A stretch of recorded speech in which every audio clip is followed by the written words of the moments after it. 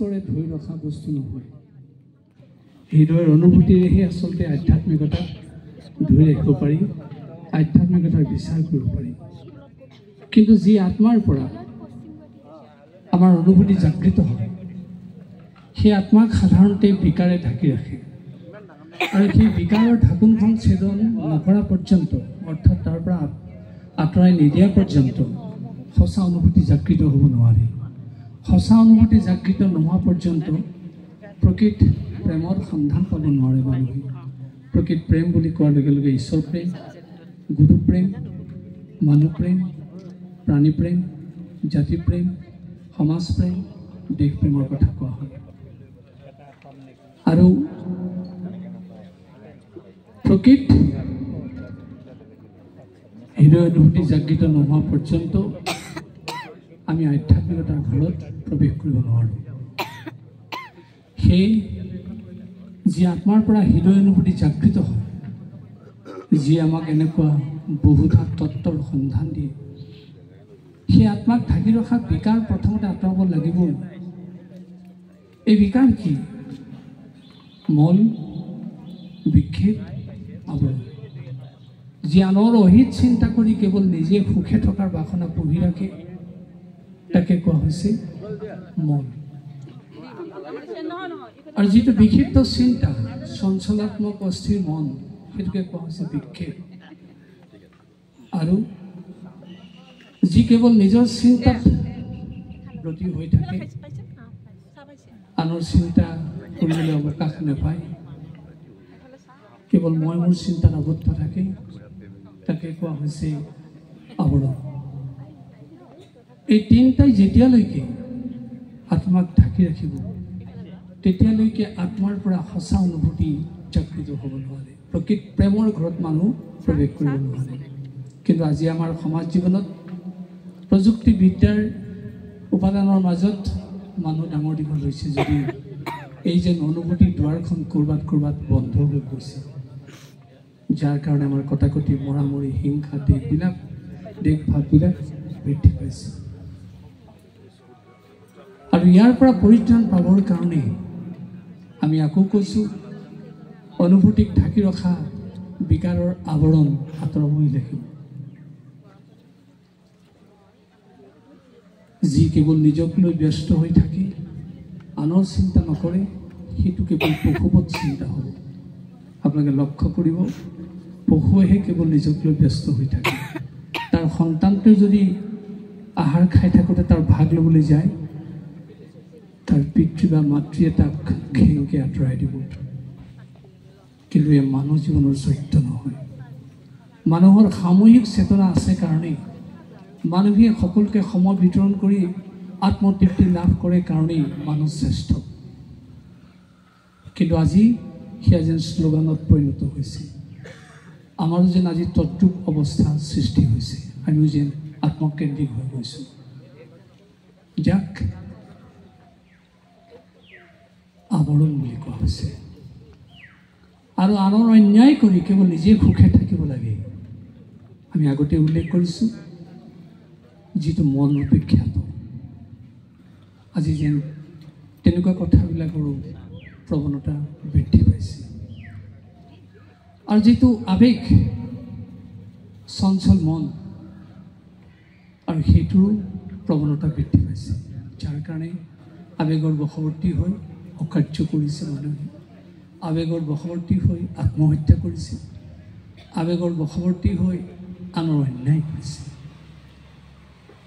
আজি সমাজখনত এনেধৰণৰ যিবিলাক ঘটনা ঘটি আছে, এনে চিন্তাৰ উদ্ৰেক ঘটিছে, ইয়াৰ পৰা পৰিত্ৰাণ পাবৰ কাৰণে আমাক সঁচাকৈ আনুষ্ঠানিক উচ্চ শিক্ষাৰ প্ৰয়োজন হৈছে। আমি কোৱা নাই, আমাৰ সমাজত যি উচ্চ শিক্ষা আছে, সেই শিক্ষা দিয়া অনুষ্ঠানবিলাকে ইয়াক পালন কৰা নাই নেকি? দায়িত্ব পালন কৰিছে। কিন্তু যথাৰ্থতে এই কথাখিনিৰ যি সন্ধাননি, প্ৰতিফলন ঘটিব লাগে, প্ৰতিফলন ঘটা নাই। উচ্চ শিক্ষানুষ্ঠানে ডিগ্ৰী দিছে সঁচা, কৰ্মৰ সন্ধান দিছে সঁচা, বিভিন্ন বৃত্তি দিছে সঁচা, আভিজাত্যতাৰ পৰিৱেশ দিছে সঁচা, কিন্তু প্ৰকৃত মানুহ জীৱনৰ যিখিনি নৈতিক দায়িত্ব, যিখিনি কৰ্তব্য, সেইখিনি প্ৰতিফলনৰ ক্ষেত্ৰত উচ্চ শিক্ষানুষ্ঠানবিলাকো যেন আজি সেইবিলাকৰ পৰা আঁতৰি আহিছে। উচ্চ শিক্ষানুষ্ঠানে শিক্ষা দিলে ঠিকেই, তাতে নৈতিকতা আধ্যাত্মিকতা সোমাই আছে, কিন্তু তেওঁলোকে সেই ছাত্ৰ ছাত্ৰীসকলৰ লগত ছাঁটোৰ দৰে লাগি থকা নাই, লাগি থাকিব নোৱাৰে। আৰু তেখেতসকলে ইমান ভাল শিক্ষা গ্ৰহণ কৰি, উচ্চ ডিগ্ৰী গ্ৰহণ কৰি তেওঁলোকে অকাৰ্য কৰিছে, আৰু যাৰ কাৰণে সমাজত বিভীষিকাময় পৰিৱেশ সৃষ্টি হৈছে। সেইটোৱে আমাক মনত বাৰে বাৰে সকীয়াই দিছিল যে বৰ্তমান সময়ত এনে নৈতিক আধ্যাত্মিক শিক্ষাৰ প্ৰকৃত উত্তৰণৰ কাৰণে শিক্ষানুষ্ঠান লাগে। সেই আমি পুনৰ কৈছোঁ, প্ৰাথমিক বিদ্যালয়ৰ পৰা ধৰি বিশ্ববিদ্যালয়লৈকে সকলো শিক্ষানুষ্ঠান উচ্চ শিক্ষা দিছে, কিন্তু তাৰ প্ৰতিফলনৰ ক্ষেত্ৰত ছাঁটোৰ দৰে লাগি থকাটো কাৰো পক্ষে সম্ভৱ নহয়। সেই আমি আউনীআটী বিশ্ববিদ্যালয় প্ৰতিষ্ঠাৰ পৰিকল্পনা কৰিলোঁ, যিখন বিশ্ববিদ্যালয়ে ছাঁটোৰ দৰে ছাত্ৰ ছাত্ৰীসকলৰ লগত লাগি থাকিব। সঁচা, তেওঁলোক যেতিয়া ঘৰলৈ গুচি যাব, তেওঁলোক ক'ৰবাত কৰ্মৰত হৈ থাকিব, তাত বিশ্ববিদ্যালয় ছাঁটোৰ দৰে লাগি থাকিব নোৱাৰে, কিন্তু তেওঁলোকক এনেকুৱা শিক্ষা দিয়া হ'ব, যি শিক্ষা ইয়াত দিয়াৰ লগে লগে বাস্তৱিক জীৱনত প্ৰতিফলন ঘটোৱাৰ আখৰা কৰিবলৈ শিক্ষা দিয়া হ'ব, আৰু সেইটোকে আমি ছাঁটো বুলি ক'বলৈ বিচাৰিছোঁ।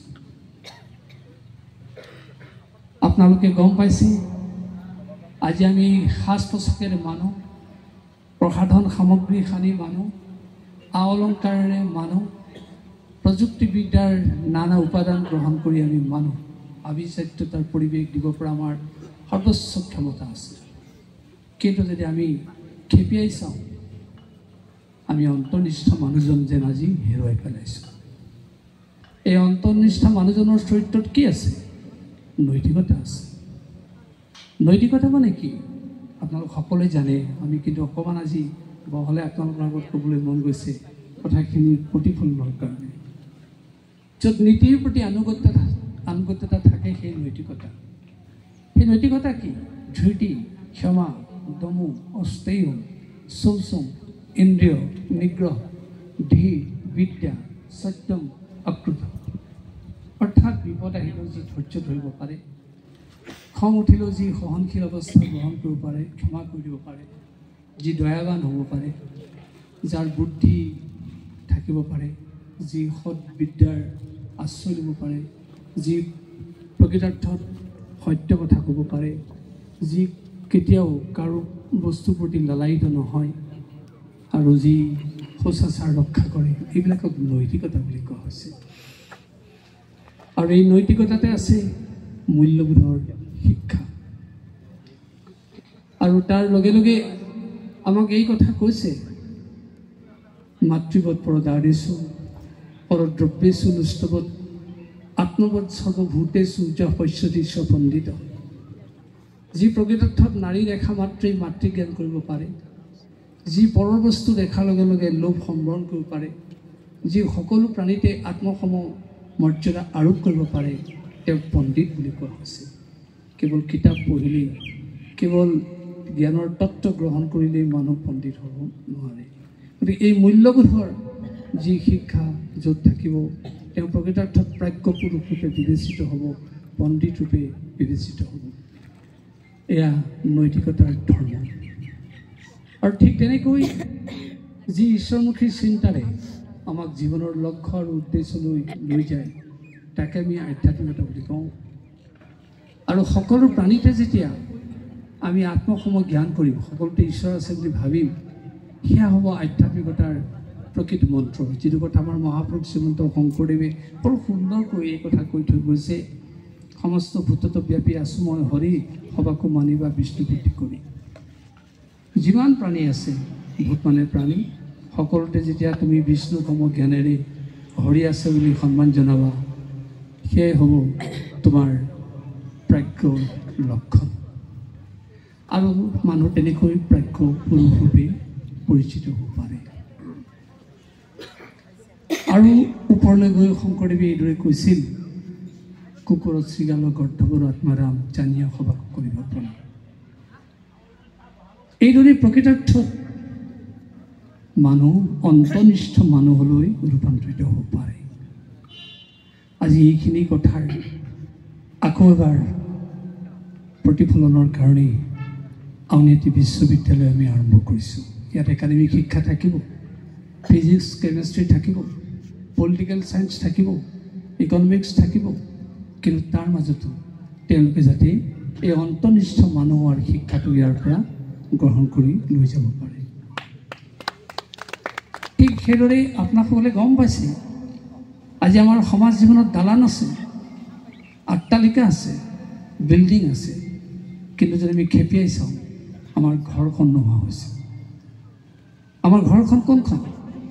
বিশেষকৈ অসমীয়া সমাজ জীৱনৰ পৰম্পৰাত যদি আমি আলোচনা কৰি চাওঁ, সেইখন ঘৰ দেখা পাওঁ যিখন ঘৰত আছিলে বৰদেউতাক, খুৰাক, মাক, দেউতাক, স্বামী, স্ত্ৰী, ভাই, ককাই, ভাই, ভনী একেলগে যৌথভাৱে অৱস্থান কৰি খাইছিলে, শুইছিলে, একেলগে সৌহাৰ্দ্যতা প্ৰকাশ কৰিছিলে। কাৰোবাৰ যদি সমস্যা হৈছিলে উবুৰি খাই পৰিছিলে, কেনেকৈ সমস্যা সমাধান কৰি দিব পাৰে। কাৰোবাৰ যদি অসুখ হৈছিলে কেনেকৈ অসুখ নিৰাময় কৰিব পাৰি, অসুখ বাতিব পাৰি, তাৰ কাৰণে সকলোৱে উমৈহতীয়া প্ৰয়াস কৰিছিলে। আৰু য'ত মৰম, স্নেহ, সন্মান, সৌহাৰ্দ্যতাৰে ঘৰখন ভৰি পৰিছিলে, আৰু সেইখনকেই প্ৰকৃত আমি ঘৰ বুলি কওঁ। কিন্তু আজি যি কাৰণতে নহওক তাৰ পৰা মানুহ বিচ্ছিন্ন হৈছে, আৰু মানুহবিলাক বিচ্ছিন্ন হোৱাৰ লগে লগে, আঁতৰি যোৱাৰ লগে লগে মনবিলাকো কঠোৰ হৈছে। আৰু মনবিলাক কঠোৰ হোৱাৰ কাৰণেই ঘৰখনতে আপোনজনে আপোনজনক হত্যা কৰিবলৈ কুণ্ঠাবোধ কৰা নাই। আমাৰ সামাজিক পৰম্পৰা ঘৰখনত এনে কথা আমি কেতিয়াও শুনা নাছিলোঁ, কিন্তু আজি সেইবিলাক সুলভ হৈছে। কিহৰ কাৰণে? আমি প্ৰকৃত ঘৰখন হেৰুৱাই পেলাইছোঁ। ঠিক তেনেকৈ আপোনালোকে জানে, আজি আপোনালোকক কথা শুনাবৰ কাৰণে অনুবাদ যন্ত্ৰ ব্যৱহাৰ কৰিছোঁ। সুন্দৰ পৰিশীলিত পৰিৱেশেৰে আমি সমাজ পাতিছোঁ, কিন্তু সেই সমাজৰ মাজতে কি হৈছে? তৰ্কাতৰ্কি, চকী দলিয়াদলি, বোকাত লেটিয়া লেটি, বিভিন্ন অশুভ আচৰণ, যাৰ কাৰণে সুন্দৰ পৰিৱেশ থকাৰ পিছতো আমি পৰিশীলিত সমাজখন হেৰুৱাই পেলাইছোঁ। সেয়ে আমি ক'ব খোজোঁ যে আমাৰ বিশ্ববিদ্যালয়ে এনে শিক্ষা প্ৰদান কৰিব, এফালে মানুহ অন্তৰ্নিষ্ঠ মানুহ সৃষ্টি কৰাৰ লগতে প্ৰকৃত আমাৰ সামাজিক পৰম্পৰাৰ ঘৰখন যাতে উদ্ধাৰ কৰিব পাৰে, আৰু প্ৰকৃত পৰিশীলিত সমাজখন যাতে সৃষ্টি কৰিব পাৰে।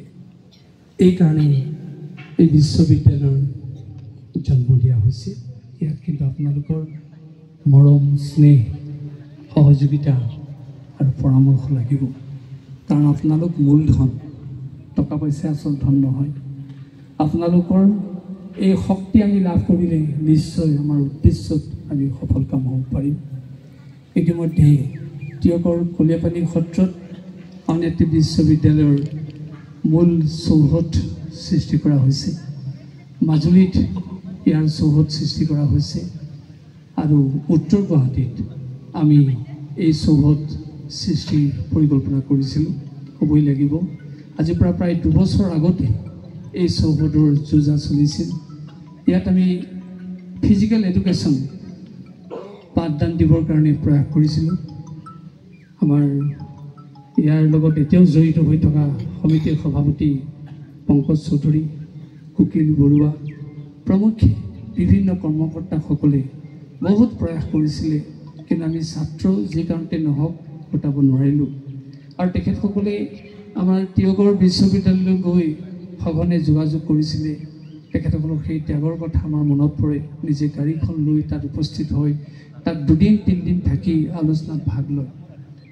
তাৰপিছত আহি ইয়াৰ আমাৰ উদ্যোক্তাসকলে এনেকুৱা এটা পৰিৱেশ সৃষ্টি কৰিলে যে আমি সদ্যহতে পৰিৱেশ কলাটো ইয়াত আৰম্ভ কৰোঁ।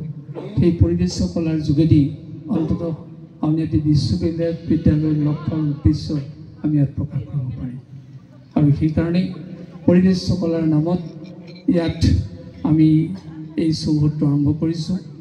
আপোনালোকে নিশ্চয় জানেই আউনীআটী সত্ৰৰ একাদশ সত্ৰাধিকাৰ দেৱদত্তদেৱ গোসাঁইশ্বৰে যিগৰাকীয়ে 1871 চনত কলিকতাৰ পৰা চফা যন্ত্ৰ আনি তেতিয়াৰ মাজুলীত আউনীআটী সত্ৰত প্ৰতিষ্ঠা কৰি ধৰ্মপ্ৰকাশ যন্ত্ৰ নাম দি 3খনকৈ বাতৰিকাকত উলিয়াইছিলে, আসাম বিলাসিনী, আসামতৰ, আসাম দীপিকা। আমি সেই প্ৰবাদ পুৰুষ গোসাঁইশ্বৰৰ স্মৃতিত মাজুলীত আমি যিটো কেম্পাছ তথা চৌহদ খুলিছোঁ তেখেতৰ নামত উৎসৰ্গ কৰিছোঁ, দত্তদেৱ গোসাঁইশ্বৰ চৌহদ। ঠিক তেনেকৈ আউনীআটী সত্ৰৰ 16খন শাখা আছে মূল সত্ৰকে ধৰি। আটাইতকৈ যদি ধুনীয়া সত্ৰ সেইখন উত্তৰ গুৱাহাটী সত্ৰ। আৰু এই সত্ৰখনৰ ধুনীয়া ৰূপটো প্ৰদান কৰা গোসাঁইশ্বৰগৰাকী আছিল ভাগৱত ভাস্কৰ হেমচন্দ্ৰদেৱ গোসাঁইশ্বৰ, যিগৰাকী আউনীআটী সত্ৰৰ 4ৰ্থ সত্ৰাধিকাৰ আছিল। আমি সেই হেমচন্দ্ৰদেৱ গোসাঁইশ্বৰ নামত এই চৌহদটো আমি কল্পনা কৰিলোঁ আৰু তেখেতৰ নামত আমি উৎসৰ্গ কৰিছোঁ। আৰু আগতে কৈছোঁ দুগৰাকী ব্যক্তি আমাৰ হঠাতে আমাৰ মাজৰ পৰা হেৰাই গ'ল। তেখেতসকলৰ নামত আমি 2টা কক্ষ ইয়াত স্থাপন কৰিছোঁ। আমি আগলৈ যেতিয়া আমাৰ বিস্তৃত কলেবৰ হ'ব তালৈ আমি আৰু ডাঙৰকৈ তেখেতসকলক লৈ যাম, কিন্তু সত্যতে আমি তেখেতসকলক এইদৰে স্মৰণ কৰিছোঁ। আৰু আমাৰ ইয়াত যদিও আমি এটা সৰু ঘৰত এই পৰিদৃশ্য কলাটো আৰম্ভ কৰিব খুজিছোঁ, কিন্তু আচলতে ইয়াৰ কলেবৰ ইয়াতেই স্থগিত হৈ নাথাকিব। আমাৰ সন্মুখত আপোনালোকেতো সকলোৱে লক্ষ্য কৰিছে মহাবাহু ব্ৰহ্মপুত্ৰ আছে, চাপৰি এটা আছে।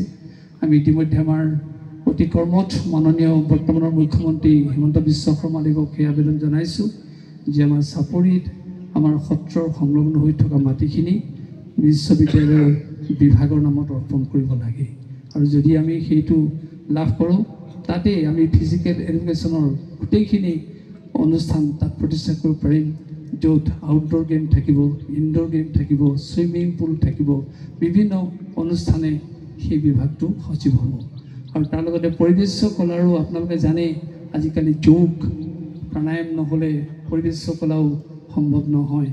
আৰু আমাৰ খগেন কলিতা আছে, আমি তেখেতক আজি মাতি আনিছোঁ, তেখেতে ক্লাছত সেই কথাখিনি ক'ব যে আমাৰ পদ্মাসনৰ লগত কোনটো কাছবান জড়িত হৈ আছে, বীৰাসনৰ লগত কোনটো আমাৰ মাটি আখৰা আছে, ঠিক তেনেকৈ প্ৰত্যেকটো মাটি আখৰাৰ লগত আসন আছে। সেই কথাবিলাকো আমি বিস্তৃতভাৱে তুলনাত্মকভাৱে অধ্যয়ন কৰিবৰ কাৰণে আমাক তেনেকুৱা বহল ক্ষেত্ৰ লাগিব। আমি সেইকাৰণে সেই বালিচৰ কল্পনা কৰি থৈছোঁ। যদি চৰকাৰে আমাৰ প্ৰতি সন্তুষ্ট হৈ আমাক এটা আবণ্টন দিয়ে, এটা অতি সুন্দৰ পৰিৱেশ আপোনালোকে দেখা পাব। গতিকে আমি এই চেগতে আজি পুনৰ মাননীয় মুখ্যমন্ত্ৰী মহোদয়লৈ ইয়াৰ পৰাই অনুৰোধ জনাইছোঁ সকলোৰে হৈ যে আমাৰ অসমত যদি আমি ভবামতে সেই অনুষ্ঠানটো গঢ় দিব পাৰোঁ, ই এটা অন্যান্য মাত্ৰা প্ৰদান কৰিব। তেখেতে যাতে আমাৰ উদ্দেশ্য সিদ্ধিত তেখেতে আমাক যাতে সহায় কৰে। আৰু সেই উদ্দেশ্যেই এই পৰিবেশ কলা আজি আৰম্ভ কৰিবৰ কাৰণে আমাৰ মাজুলীৰ পৰা কেইবাগৰাকীও প্ৰশিক্ষক আমি লৈ আহিছোঁ। আমাৰ লগত খগেন কলিতা আছে, যোৰহাটৰ পৰা আহিছে ৰূপম শাস্ত্ৰী, তেখেতসকলে আজি ক্লাছ আৰম্ভ কৰিব। কিন্তু আমি তাৰ আগতে আপোনালোকক অকণমান এই কথা ক'বলৈ বিচাৰিছোঁ। যেনেকৈ সোঁৱে বাৱে ইমান ইউনিভাৰ্চিটি, ইমান উচ্চ শিক্ষানুষ্ঠান থকাৰ পিছতো আমি আউনীআটী বিশ্ববিদ্যালয় কল্পনা কৰিলোঁ, তেনেকৈ বহুতো সোঁৱে বাৱে আমাৰ সাংগীতিক স্কুল আছে। তাৰপিছতো আমি এইখন কল্পনা কৰিছোঁ কিয়, পৰিবেশ কলাত খুলিছোঁ কিয়। এইটো কেতিয়াও হ'ব নোৱাৰে যে এইটো খোলা মানে বাকীবিলাক স্কুল মৃতপ্ৰায় হ'ব। কাৰণ তেখেতসকলক আধাৰ কৰিহে আমি ইউনিভাৰ্চিটিয়ে পাঠ্যক্ৰম আগবঢ়াই দিম। মাত্ৰ আমাৰ ইয়াত থকা পৰিবেশ কলাৰ শিল্পীসকল বৈয়াকৰণিকভাৱে ৰাষ্ট্ৰীয় পৰ্যায়ৰ শিল্পী ৰূপে স্বীকৃত হ'ব। কাৰণ এখন বিশ্ববিদ্যালয়ে যেতিয়া পৰিবেশ কলাৰ এগৰাকী শিল্পীক স্বীকৃতি প্ৰদান কৰিব, এইটো সৰু স্বীকৃতি নহয়। আৰু সেইকাৰণে আমি তেখেতসকলক সেই ভাৱেৰে উলিয়াই নিবলৈ বিচাৰিছোঁ। আৰু আমাৰ পৰিবেশ বুলি কোৱাৰ লগে লগে এটা বিস্তৃত কলেবৰৰ পৰিবেশ কলা ইয়াত থাকিব। ইয়াত পৰিবেশ কলা বুলি কোৱাৰ লগে লগে গায়ন শৈলী, বায়ন শৈলী, নৃত্যশৈলী, নাট্যশৈলী, কুটীৰ শিল্প, মুখা শিল্প, বয়ন শিল্প, এই 6টা ইয়াত সংযোজিত হৈ আছে। ইতিমধ্যে আমাৰ পাঠ্যক্ৰম যুগুত কৰা হৈছে। তাৰে 3টা বৰ্তমান ইয়াত আৰম্ভ কৰিবলৈ প্ৰয়াস কৰা হৈছে, গায়ন শৈলী, নৃত্য শৈলী আৰু গায়ন শৈলী।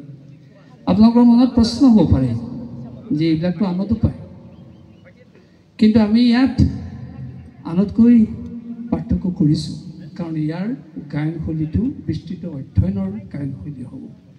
গায়ন মানে কাক কোৱা হয়? গোধায়ন। যি জাতিয়ে জন্ম হৈয়ে গীত আৰম্ভ কৰিছে তেওঁলোকক গোধায়ন বুলি কৈছে, আৰু তেওঁলোকক গায়ন বুলি কৈছে।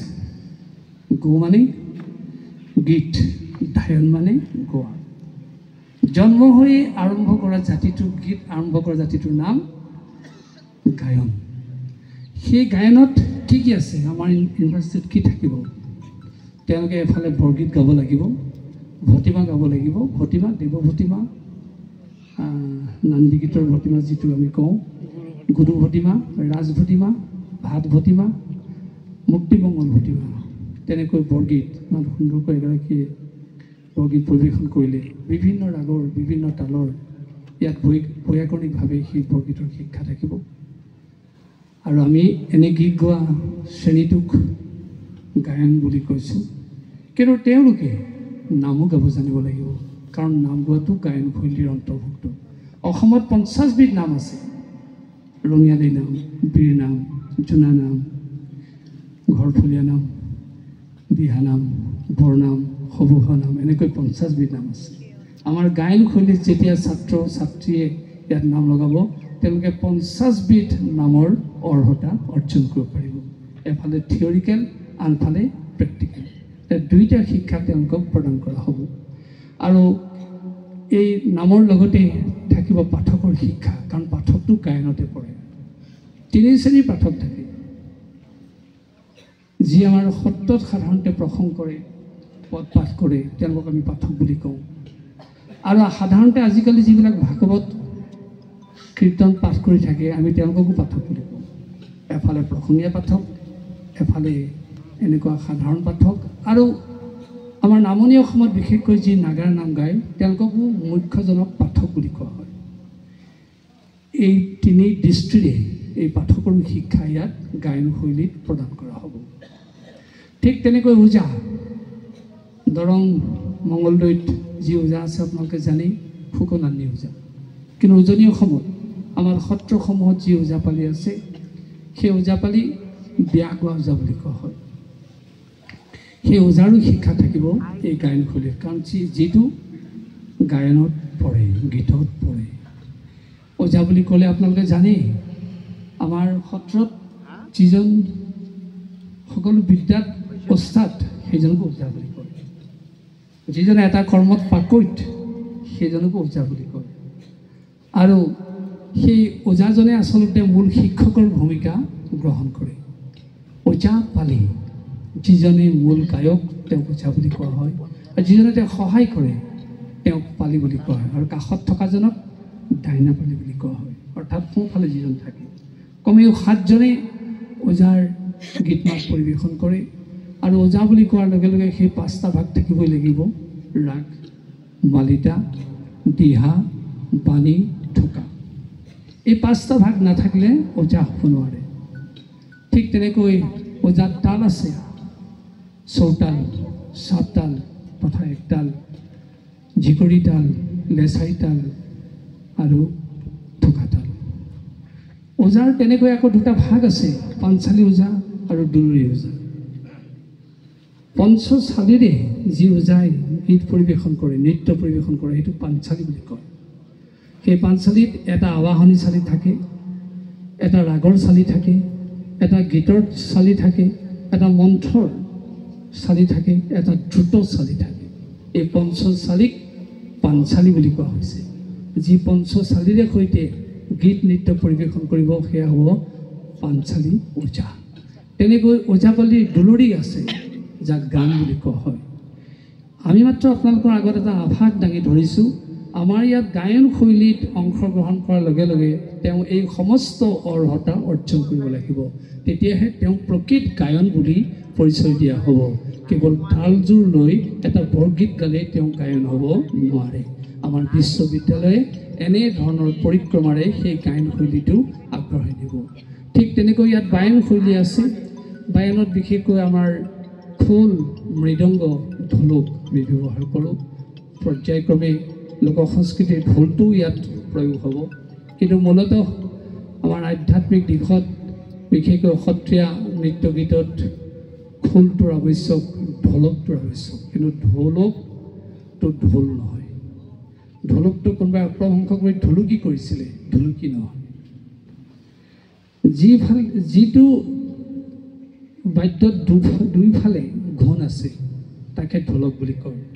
সেই ঢোলকটো আউনীআটী সত্ৰত এতিয়াও এটা স্পেচিয়েল মিউজিকেল ইনষ্ট্ৰুমেণ্ট ৰূপে ব্যৱহৃত হৈছে, য'ত আমাৰ অৱসৰ নৃত্যটো পৰিৱেশন হয়।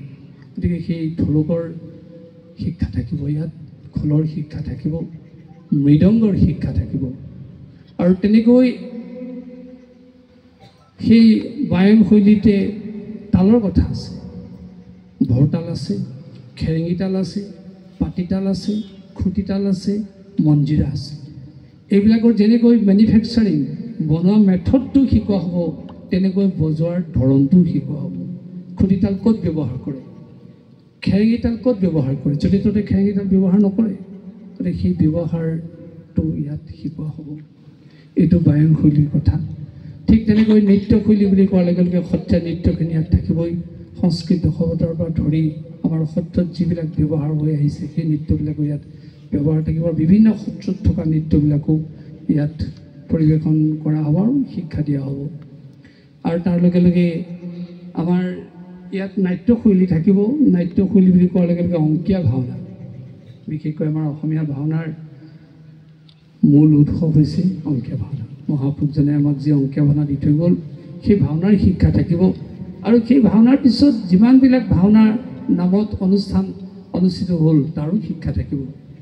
যেনে মংগলদৈৰ খুলীয়া ভাওনা, কৈহাটীৰ ঢুলীয়া ভাওনা, তেনেকৈ আমাৰ ভোজীয়া ভাওনা, ধুৰা ভাওনা ইত্যাদি বহুত নামকৰণত ভাওনা আছে। এই প্ৰত্যেকটো ভাওনাৰ ইয়াত শিক্ষা প্ৰদান কৰা হ'ব। তাৰপিছত কুটীৰ শিল্প বুলি কোৱাৰ লগে লগে বেতৰ বিচনী আৰু আমাৰ সাঁচিপাতখন আজিকালিতো নোহোৱা হৈছে, কিন্তু এতিয়াও দুই এক সত্ৰত আৰু ক'ৰবাত সাঁচিপাত লিখা শিল্পী ওলাইছে। গতিকে আমি সেই সাঁচিপাতক আকৌ উদ্ধাৰ কৰিব খুজিছোঁ। আৰু মুখা, যিটো এতিয়া গোটেই জগত বিখ্যাত হৈছে, সেই মুখাৰ শিল্পৰ ইয়াত চৰ্চা থাকিব। গতিকে এইদৰে আমি পৰিৱেশ কলাটো আৰম্ভ কৰিবলৈ বিচাৰিছোঁ। আপোনালোকে এতিয়া গম পাইছে পৰিৱেশ কলাটো কিমান বিস্তৃত হ'ব। পৰিৱেশ কলা বুলি ক'লে কোনোবাই হয়তো গোৱা আৰু নচাটোকে বুজে, আৰু খুব বেছি বৰগীত এটা গোৱাটো বা নৃত্য এটা কৰাটোকে বুজে। কিন্তু আমাৰ ইয়াত সেইটো ইমান স্থিমিত হৈ নাথাকে। এই বহল পৰিৱেশত আচলতে আমি সেই শিক্ষাখিনি প্ৰদান কৰিম। আৰু এইটো সঁচা, তেওঁলোকে যেতিয়া সঁচা অৰ্থত সেই গায়কৰ ভূমিকা গ্ৰহণ কৰিব, বায়নৰ ভূমিকা গ্ৰহণ কৰিব, অজাৰ ভূমিকা গ্ৰহণ কৰিব, নাম লগাৰ ভূমিকা গ্ৰহণ কৰিব, পাঠকৰ ভূমিকা গ্ৰহণ কৰিব, তেওঁলোক সাত্বিক হ'বই লাগিব, তেওঁলোক সদাচাৰী হ'বই লাগিব, তেওঁলোকে কায় মন বাক্যৰে নিজকে সংযমী কৰিবই লাগিব। আৰু যেতিয়া এনে সংযমী সদাচাৰী নৈতিক জীৱনৰ শিক্ষা লাভ কৰিব, তেওঁলোকক আৰু বেলেগে বোপাই তই মানুহ হ বুলি শিক্ষা দিয়াৰ প্ৰয়োজন নাথাকিব। আমাৰ বিশ্ববিদ্যালয়ে এই গোটেইখিনি পূৰাই দিব। আমি সেইকাৰণে কৈ আছোঁ যে আমি মানুহ গঢ়াৰ ইয়াত এখন কৰ্মশালা স্বৰূপ বিশ্ববিদ্যালয় গঢ় দিব খুজিছোঁ, যিখনে তেওঁ সঠিক বাটত মানুহৰূপে লৈ যাব পাৰে। আৰু আপোনালোকে দেখিব যেতিয়া বিশ্ববিদ্যালয়ত আমি কোৱা অনুসৰি এই কথাবিলাক প্ৰতিফলন ঘটিব, ঘৰখনতো প্ৰভাৱ পৰিবই, সমাজখনত প্ৰভাৱ পৰিব, গাঁওখনত প্ৰভাৱ পৰিব, নগৰখনত প্ৰভাৱ পৰিব। আৰু তেতিয়া আমি এই অসূয়া প্ৰতি হত্যা, কটাকটি, মৰামৰি এই পৰিৱেশৰ পৰা বহু প্ৰকাৰে আঁতৰত থাকিব পাৰিম। গতিকে আমি আশা কৰোঁ যে বৰ্তমান সময়ৰ সমাজৰ প্ৰতি লক্ষ্য ৰাখি আউনীআটী বিশ্ববিদ্যালয়ে যি সংকল্প গ্ৰহণ কৰিছে, আপোনালোকে এই সংকল্পত আপোনালোকে সহযোগিতা কৰিব আৰু এই মহাযজ্ঞত আপোনালোকে আহুতি দিব, এনে আশা ৰাখি আপোনালোক সকলোলৈকে আমাৰ ভাৱনাখিনি এইদৰে প্ৰকাশ কৰি শ্ৰদ্ধা জনাই আমাৰ কথাখিনি সামৰণি মাৰিছোঁ। সৰ্বে ভৱন্তু সুখিনঃ, সৰ্বে সন্তু নিৰাময়া, সৰ্বে ভদ্ৰাণি পশ্যন্তু, মা কশ্চিৎ দুঃখভাগ ভৱেৎ। নমস্কাৰ।